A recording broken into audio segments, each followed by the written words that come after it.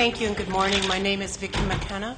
I'm a registered nurse and I'm the first Vice President for the Ontario Nurses Association. With me today is Lawrence Walter, and he's ONA's Government Relations Officer.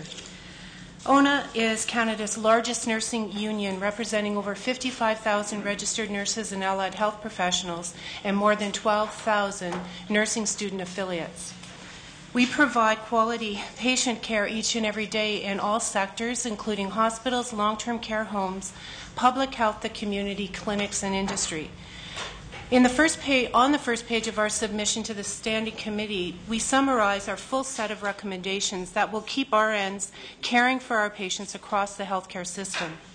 This morning, I would like to focus on why the provincial budget must consider investments in nursing to be investments in quality patient care, and why the budgets of our hospitals, and in particular the hospitals, must not be balanced at the expense of the valuable care that RNs provide to patients.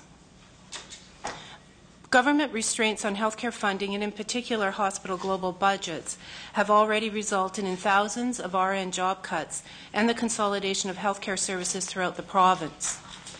The government's current plan to reduce Ontario's corporate income tax rate means reduced revenue, and that revenue will not be available to fund public health care, to fund our hospitals, and to fund patient care provided by registered nurses. A recent poll, for example, indicates that more Ontarians want the government to make health care a high priority and would protect this funding envelope from cuts. And also, the public believes health care is the government's most important service. 90% of Ontarians also agree that reducing the number of nurses would really jeopardize the quality of the healthcare system. Patient access to quality health care is severely compromised when nursing jobs are eliminated, when nursing hours are reduced, and when vacant nursing positions are not filled, which we have seen spread across this province as a strategy for hospitals to balance their budget. For registered nurses, this has amounted to the elimination of over 2,500 RN full-time equivalent positions for our patients. This has meant a loss of 1,950 hours for each and every direct care RN position eliminated, and this also equates to 4.3 million hours of RN care that's been cut since the spring of 2009. This simple fact, based on the evidence, is that health outcomes for Ontario patients suffer when fewer nurses are available to provide quality care, and our patients, we believe, are being put at risk. The research shows that for each patient added to a nurse's workload, complication and mortality rates increase by 7%. There's also strong research evidence that a nursing staff mix with higher proportion of registered nurses is related to lower hospital mortality rates. Another factor is Ontario's aging workforce. There are now more than 27,000 registered nurses, or almost one-third of the current RNs employed in the workforce, that are eligible to retire in the next coming years. Instead of policies that result in cutting nursing jobs and reducing nursing hours, we should be working hard to train more nurses and retain each and every nurse that we have working in Ontario. The number of RNs per population remains the second lowest in Canada. Ontario has 644 RNs per 1,000 population, compared to the non-Ontario average of 717. This means significantly more than 9,000 additional RNs are currently required just to reach the non-Ontario average ratio. We believe Ontario can do better. RNs are experts in quality patient care, and they should be treated like experts and cherished and not treated as disposable. We respectfully submit that based on an extensive body of research evidence, healthcare funding priorities must focus on creating and protecting RN positions, particularly in this hospital sector, and focus on targeted retention initiatives such as late career, mid-career nursing initiatives, amongst other funding priorities to educate new registered nurses. We recommend that the government provide annualized dedicated funding for late career initiatives instead of the current process where the approval is late in the fall, which does not allow sufficient time for employers to utilize the funds prior to the end of the fiscal year. We also urge the government to adopt an overall funding policy to retain current full-time equivalent RN positions, including the current RN vacancies employed in hospitals, where implementing initiatives to make significant progress toward moving toward the non-RN per population ratio as quickly as possible. Further, we submit that part of the solution to achieving progress in training more RNs is to mandate colleges and universities to provide additional bridging seats from the RPN education programs to the RN education programs. A further component of achieving progress is to ensure additional second entry RN programs such as the 2-year post-grad program at the U of T. We also recommend a policy be adopted that actively consults with nurses regarding the impacts on patient care prior to any planned nursing and clinical service reductions being contemplated or implemented. The Public Hospitals Act provides that each hospital put in place a fiscal advisory committee and that staff nurses are to be represented and to make recommendations to the hospital board with respect to the operation, use, and staffing of hospitals. The Ontario Nurses Association again sits before this committee to tell you that hospitals are not complying with this legislative requirement. We urge the government to direct hospitals to comply with current legislative requirements, including staff nurse input in decision-making related to the administrative, financial, operational, and planning matters in hospitals. Our patients need the government's help. Nurses also need help for themselves. Their workloads are causing injury and affecting their ability to provide quality care. Fewer hospital nurses means more complications and worse outcomes for our patients, including patients not being discharged as quickly as they could be, which would, of course, free up beds for patients awaiting to be admitted. Fewer nurses in the community means not being able to keep up with the increased demands for home care services, and as a result of the volume of hospital discharges, our patients are not getting the care they need. Fewer public health nurses mean they're not being able to provide important programs such as the Healthy Baby, Healthy Children program. Public health nursing is the foundation of proactively keeping communities healthier. A reduction in overall acute care costs is obvious if we support initiatives that address conditions at an earlier stage rather than addressing the higher cost at a later stage of illness. Fewer RNs in long-term care means they are left trying to coordinate, plan, and care for an excessive number of residents at one time.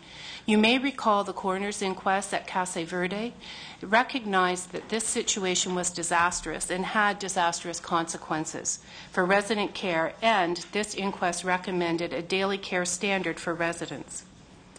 Current government policy to address staffing issues in long-term care homes, however, is to implement voluntary staffing committees to address staffing within existing funding rather than to reinstate mandatory staffing levels and care standards. We are advocating for staffing and care standards be regulated. There is a need for 3.5 hours of daily care per resident. The research evidence supporting this staffing standard is comprehensive, and we urge the government to implement this standard of care for Ontarians. Investment in safety saved the system and reduced injuries and costs of treatment. Quality, healthy work environments reduce the illness of nurses and save the system significant cost. Investment in nurses, improvements in their work environments, and their safety are investments in quality care and better health outcomes for patients. We believe if we take action now and reverse the decisions that have been taken to reduce RN jobs, then we can get back to providing the quality of care that our patients deserve. Our members are looking for the government for a firm commitment and that another round of rationing hospital care will not take place, once again by eliminating registered nurses. Patient care is clearly being put at risk. We urge the government to put a halt to nursing positions being eliminated, whether through layoff, attrition, or reduced nursing hours. Our patients can't lose 1,950 hours of care for each nursing position eliminated and achieve positive clinical outcomes. Achieving the government's target of 9,000 net new nursing positions will be challenging when nursing reductions occur at the rate they have over the last year and a half. Research shows our patients are better off with quality nursing care. On this point, we must all agree.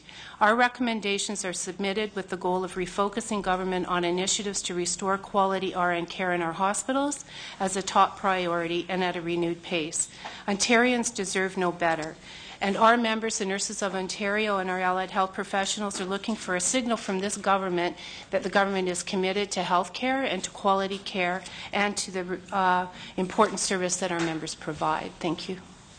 There are a few questions that I want to touch on, and the first is that regulated minimum staffing for long-term care facilities. You referenced the Casa Verde inquiry. Why was there an inquiry, and what did they find when they said we need this level of care?